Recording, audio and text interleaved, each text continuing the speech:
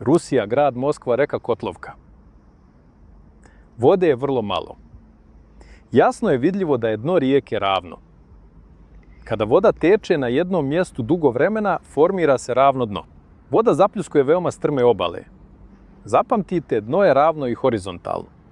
Obala je gotovo okomita. Ronimo u dubine vremena. Pređimo na nedavnu prošlost. Cijeli ovaj avion je nekadašnje dno rijeke. Tu je moderno dno, a ovo je drevno dno rijeke. Ranije je ovdje teklo mnogo vode. Voda je odnijela strmu obalu, baš kao moderna reka. Ali visina ove drevne obale je mnogo veća.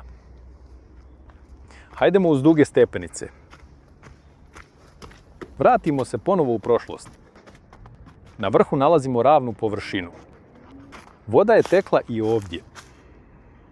Voda je isprana preko ravnog dna i presjekla je strmu obalu. Tu je tekla najstarija voda. Prije koliko godina je ovo mjesto bilo riječno dno? Drveće će nam reći. Ovo drvo je staro najviše 200 godina. Ovdje ima mnogo stabala slične debljine. Kada u blizini raste mnogo stabala iste debljine, to znači da su ova stabla rasla u isto vrijeme. Evo još jednog debelog starog drveta. I još takvih stabala. Drveće ne raste u vodi. Drveće je počelo rasti kada se područje osušilo.